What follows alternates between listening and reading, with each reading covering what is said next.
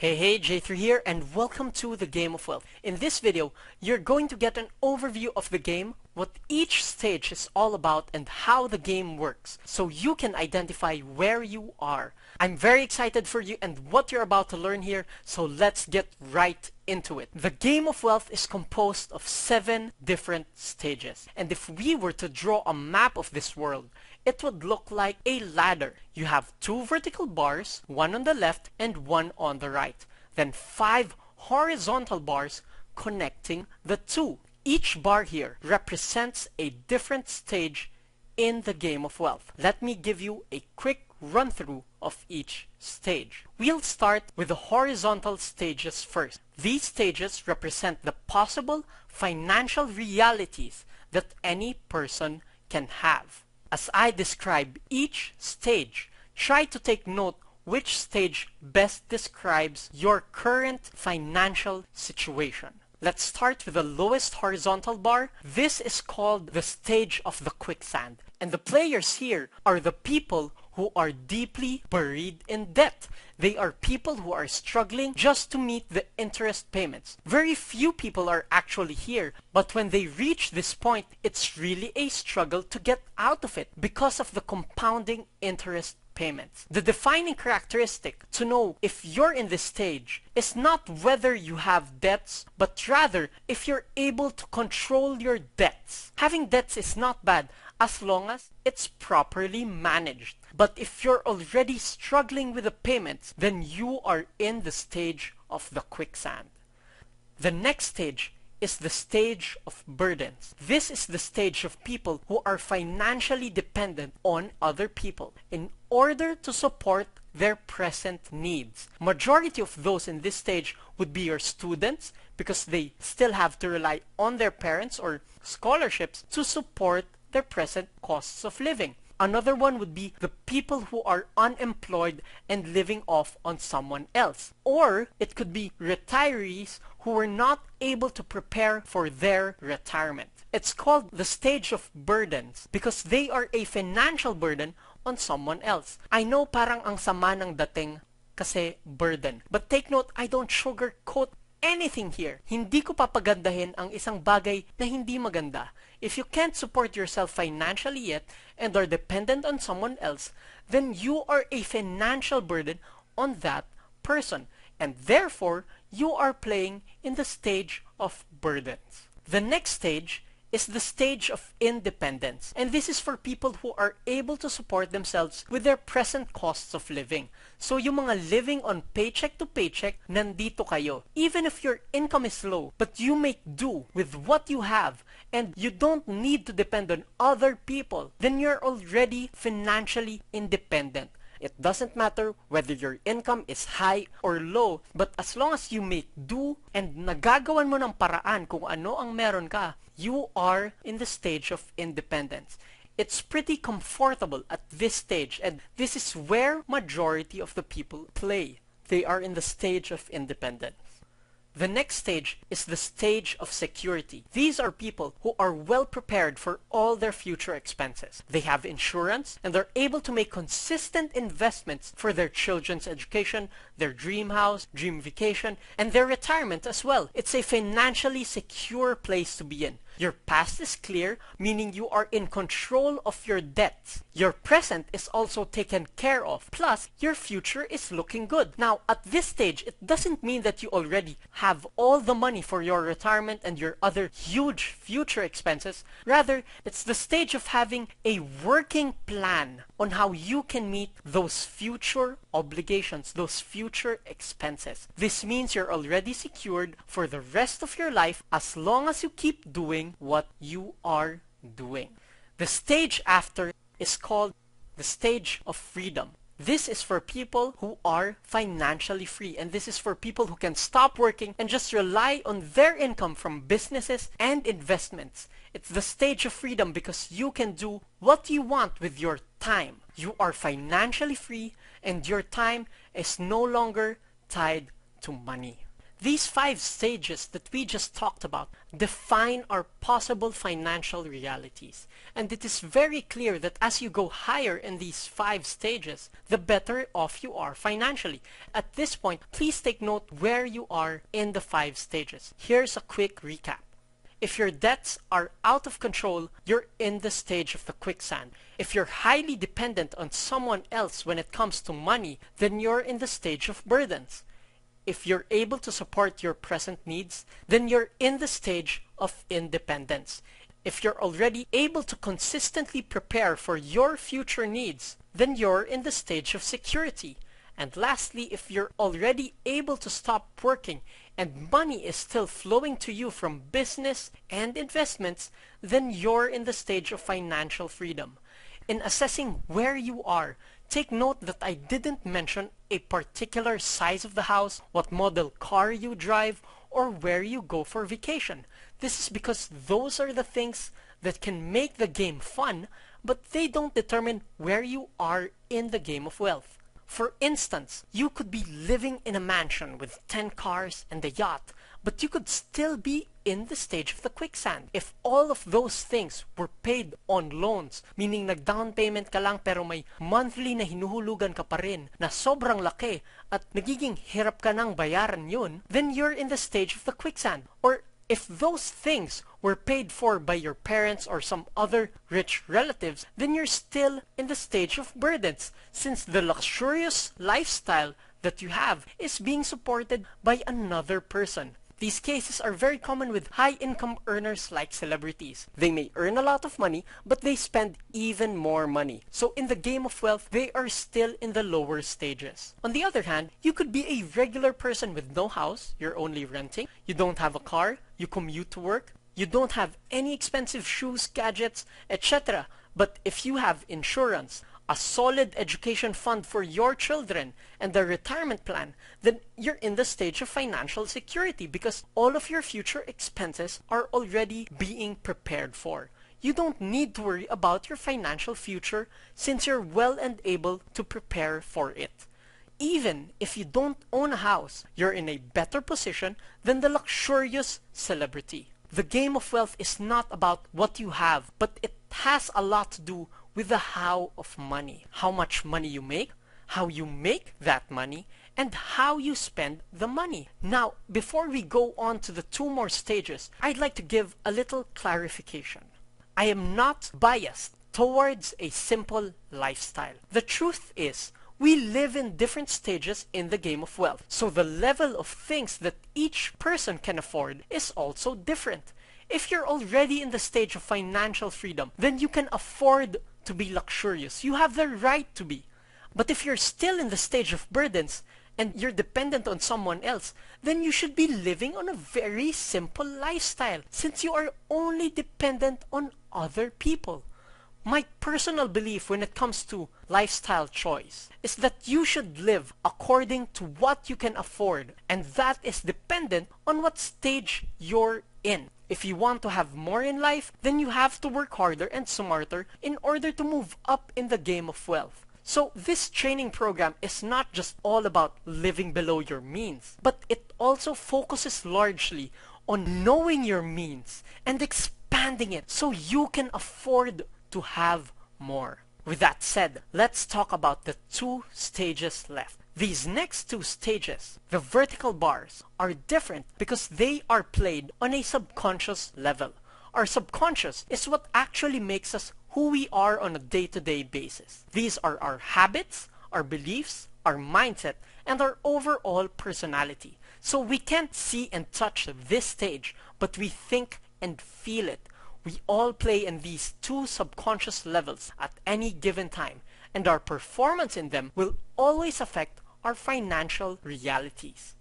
The left vertical bar represents the stage of awareness, and it is all about your beliefs about money, about yourself, and about life in general. Do you think you can become a millionaire, a billionaire? What is your opinion on rich people? Is money evil? Is money good? Are wealthy people dishonest? Are they greedy or are they generous? Is money important? Can money buy happiness? This is what the stage of awareness is all about. It's about how our mind has taken on certain beliefs about money that may or may not be true. At the stage of awareness, you will be made conscious of your thoughts when it comes to money and how it can prevent or help you win in the game of wealth. The other subconscious stage is the stage of abundance. This stage defines how willing we are to give of ourselves and help other people. We have a saying that the more you give, the more you receive. When it comes to money, this is undeniable. The more we give of ourselves, not just money, but our time, our talents, our skills, and our services, the more money we will also attract and receive. At the stage of abundance, you learn that your ability to think of others is a huge factor in moving up in the game of wealth. Now, hand in hand, the stages of awareness and the stage of abundance define the reality of where we are in the game of wealth. This means at any given time, we are all playing in 3 stages in the game of wealth. On the subconscious level, we are playing the stage of awareness and the stage of abundance.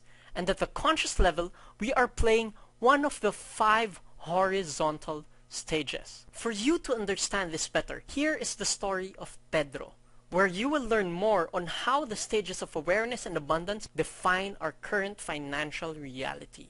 Pedro believes that money is not that important. He just wants a simple life. He believes that money is bad for you in huge amounts, so he chooses to have the just right amount of money.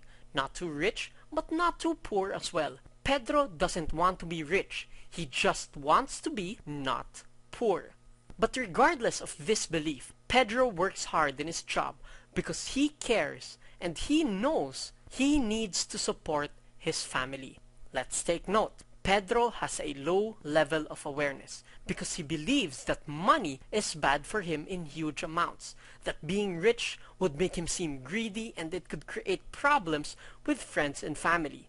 On a positive note, Pedro has a high level of abundance because he wants to be able to provide for his family. So even if he doesn't want to be rich, he wants to be a good father. In effect, he works hard enough to pay the bills, send his children to school, and take them out for vacations every now and then. Pedro is able to provide for all their present needs, so he is in the stage of independence. Now, after Pedro's children finished school, Pedro felt relieved. Sa wakas nakapagtapos na rin ang mga anak niya. He's finally done with paying off their tuition fees. And when this happened, he found himself with a lot of excess money.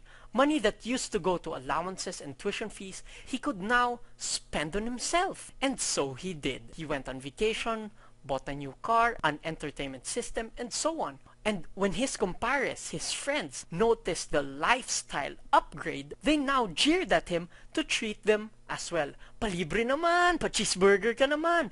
And Pedro, not wanting to seem kuripot or selfish, he kept on saying yes to his friends' requests. Now, let's take note. Pedro still had a low level of awareness since he still thought that money is bad in large amounts. The difference now is his level of abundance had dropped because he no longer had to provide for his children. Tapos na ang obligasyon niya. So, the effect is he was spending his money on unnecessary but fun things. Whenever he had excess money, he would spend it. Month after month, this was his way of living. Fortunately for him, he was still living in the stage of independence, but not for long. When Pedro turned 65, he was forced to retire. His income stopped, and he received his retirement benefit. And this benefit he thought of as a lot of excess money. So his mindset and this habit kicked in. His habit was to spend any excess money he had. He had been building this habit for several years already. So what did Pedro do with his retirement money? He blew it away. First year, he went on vacation, weekly family blowouts, and more libre, more treats, and more spending.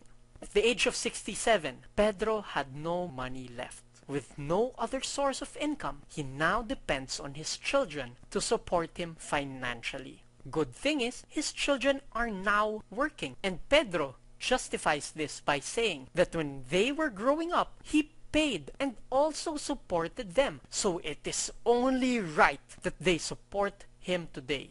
Let's take note again. Right from the start, Pedro had a low level of awareness when it came to money. He believed that money was bad, so he kept on getting rid of it. But what changed is that Pedro had an even lower level of abundance. He no longer cared for his children, but rather expected them to take care of him. From a position of abundance, he became more entitled in his way of thinking. As an effect, Pedro goes back down into the stage of burdens. He cannot support himself, and he is now dependent on his children. The sad ending is he will continue to be there until he dies, making him lose the game of wealth. With this, I want to highlight the importance of the two subconscious stages we are playing in. Ever since, Pedro had a low level of awareness, and that never changed. Fortunately for him, he had a high level of abundance, which is why he was able to move up to the stage of independence. But when his level of abundance dropped, he also went back down into the stage of burdens. Now, this is just a story I made up, but you and I both know that Pedro is real. This is the story of the majority of Filipinos who get stuck and lose in the game of wealth. Fortunately, you're now one of the few Filipinos who know better. So now, you can work towards creating a better financial future for yourself and for your loved ones. This is how the game of wealth works, and these are the 7 stages we have to become better at. So before we jump into the core training videos of each stage, I'd like to give you some more notes on what to focus on. Remember that in order to win in any game, you must take note of 3 things. Number 1 is the goal you must focus on. Henry Ford, the man who made cars available for the middle class, said this: "Obstacles are those frightful things you see when you take your eyes off your goal." I just love this quote because it captures the reality of money. One of the biggest reasons why people get financially stuck is because they don't have financial goals, or they don't focus on their goals. So they end up being overwhelmed by all their financial problems. So take note of the goal and focus on it. Number 2 is the skill you must develop. Again, I'll be giving you exercises and to-do lists throughout this seminar. There will be a huge temptation to just keep on watching and be a non-participating learner. But your life will not improve if you don't practice and develop these skills. Being good at money is just like learning how to ride a bike or playing the piano. It's just like any other skill. It's going to be hard at first, but only because it's new. As you practice it, as you develop the skills, it's going to get a lot easier and you're going to get better. And then number 3 are the rules you must understand. These rules provide the big picture principles of the game of wealth. And by understanding them completely, you will have the confidence of knowing that you're doing the right thing. Knowing the rules of money eliminates fear and doubt. So by understanding the rules, you don't hold yourself back in trying out these new things. With that, here is how you should go through this training program.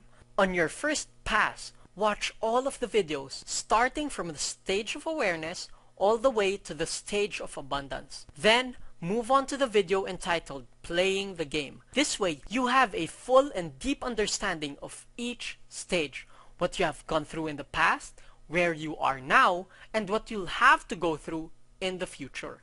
When you're done watching all of the videos, go back to the stage that applies to you and watch it again. This is the time when you note down the action steps for your present financial situation.